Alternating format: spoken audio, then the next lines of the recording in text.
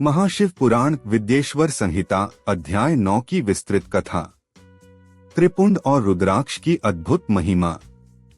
पूर्ण हिंदी कथा, लगभग 2000 शब्द। बहुत समय पहले की बात है। ब्रह्मा के एक दिव्य वर्ष के अंत में एक ऋषि ने हिमालय की गोद में बैठकर भगवान शिव की भक्ति में लीन होकर ध्यान किया। वह ऋषि अत्यंत तपस्वी, ब्रह्मचर्यव्रती और सत्यशील थे। उनके जीवन का एकमात्र उद्देश्य था भगवान शिव के स्वरूप को समझना और उन्हें प्रसन्न करना। एक दिन जब उन्होंने अपनी तपस्या के 5000 वर्ष पूरे कर लिए तो भगवान शिव स्वयं उनके सामने प्रकट हुए। उन्होंने प्रसन्न होकर कहा, हे महामुने, तुम्हारी तपस्या से मैं अत्यंत प्रसन्न हूँ। मांगो, क्या वर चाहिए? ऋषि ने विनम्र होकर हाथ जोड़ते हुए कहा, प्रभो, मुझे आपकी भक्ति का ऐसा ज्ञान दीजिए जो कालांतर में सब प्राणियों के कल्याण का साधन बने। ऐसा उपदेश जो कलियुग के साधारण मनुष्य भी पालन कर सकें और मोक्ष को प्राप्त कर सकें। भगवान शिव मुस्कराए और बोले, हे मुनि, तुमने अत्यंत उत्तम प्रश्न किया है। मैं तुम्हें बताता हूँ कि मेरी भक्ति में 2 प्रमुख साधन ऐसे हैं जो अत्यंत सरल हैं, फिर भी उनके प्रभाव से मनुष्य जीवन के सारे पाप मिट जाते हैं और उसे शिवलोक की प्राप्ति होती है। ये 2 साधन हैं त्रिपुंड और रुद्राक्ष। त्रिपुंड क्या है? भगवान शिव ने समझाया कि त्रिपुंड वह 3 भस्म की रेखाएं होती हैं जो मनुष्य अपने माथे, छाती, भुजा आदि पर लगाता है। यह रेखाएं केवल प्रतीक नहीं हैं, बल्कि ब्रह्मा, विष्णु और महेश के त्रिगुणात्मक स्वरूप का संकेत हैं।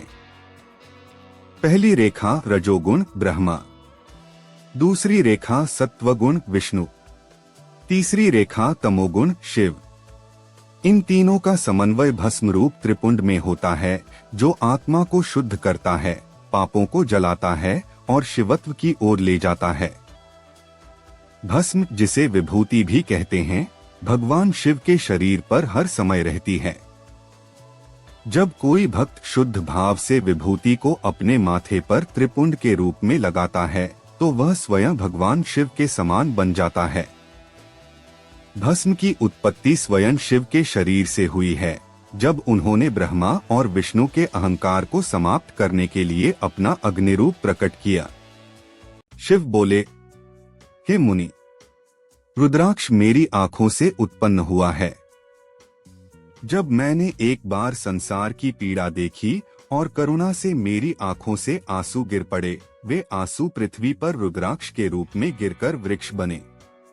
यही कारण है कि रुद्राक्ष को मेरे नेत्रों का प्रतीक माना जाता है। रुद्राक्ष में अनेक मुख होते हैं, 1 से लेकर 21 तक, और प्रत्येक मुख का एक विशेष देवता, फल और प्रभाव होता है। 1 मुख शिवस्वरूप मोक्षदायक, 5 मुख पंचमुखी रुद्र मृत्युंजय स्वरूप, 6 मुख कार्तिकेय, 8 मुख गणेश, 11 मुख एकादश रुद्र, 14 मुख शिव का तीसरा नेत्र। शिव कहते हैं कि रुद्राक्ष को धारण करना ऐसा है मानो स्वयं शिव को धारण करना। जो व्यक्ति रुद्राक्ष धारण करता है उसे यमराज भी नहीं छू सकते। वह प्राणी मृत्यु के बाद शिवलोक को प्राप्त करता है। त्रिपुंड और रुद्राक्ष संयोजन का प्रभाव। भगवान शिव ने कहा, जो व्यक्ति त्रिपुंड धारण कर रुद्राक्ष पहनता है वह केवल धार्मिक ही नहीं, ब्रह्म विद्या से पूर्ण बनता है। उसका मन, बुद्धि और आत्मा तीनों पवित्र हो जाते हैं।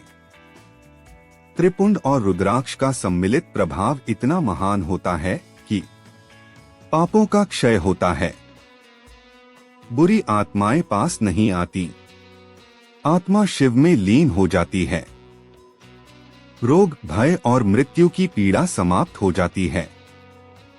व्यक्ति को जीवन में शांति, श्रद्धा और साधना का मार्ग सहज हो जाता है। एक उदाहरण कथा, एक शिकारी की मुक्ति। भगवान शिव ने एक कथा सुनाई।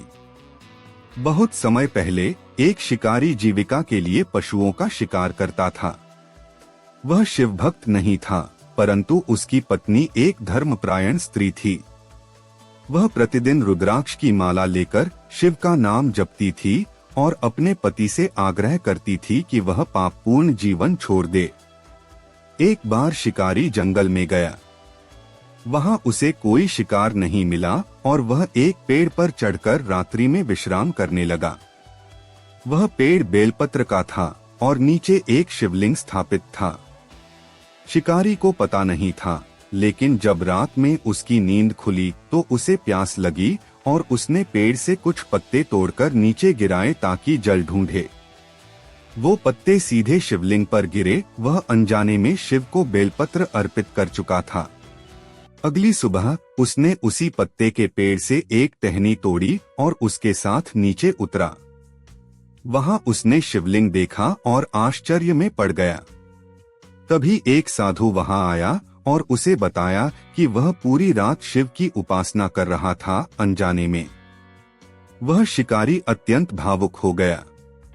उसने अपने जीवन के पापों के लिए क्षमा मांगी और उसी क्षण से रुद्राक्ष धारण किया, त्रिपुंड लगाया और भक्ति मार्ग पर चल पड़ा।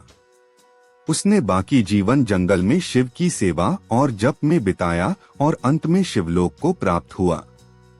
कलियुग में विशेष प्रभाव। शिव बोले, हे मुनि, कलियुग में जहाँ साधन कम होंगे, त्रिपुंड और रुद्राक्ष ही सच्चे मार्गदर्शक होंगे। जो भक्त इन दोनों को श्रद्धा से धारण करेगा, मैं उसे कभी नहीं छोड़ूंगा। भस्म हमें मृत्यु का स्मरण कराती है और यह सिखाती है कि यह शरीर नश्वर है। रुद्राक्ष हमें यह याद दिलाता है कि आत्मा अमर है और वह शिव में लीन हो सकती है। उपसंहार निष्कर्ष। इस प्रकार विद्येश्वर संहिता के अध्याय 9 में भगवान शिव ने अपने भक्त को यह उपदेश दिया कि भक्ति केवल कठिन तप से नहीं, बल्कि श्रद्धा, प्रतीकों और नियमों के पालन से भी होती है। त्रिपुंड और रुद्राक्ष, ये दो साधन किसी भी साधारण मानव को अलौकिक शक्ति प्रदान कर सकते हैं। भक्त चाहे ब्राह्मण हो या शूद्र, गृहस्थ हो या वनवासी, यदि वह त्रिपुंड और रुद्राक्ष को श्रद्धा से धारण करता है तो उसे शिव की कृपा अवश्य प्राप्त होती है।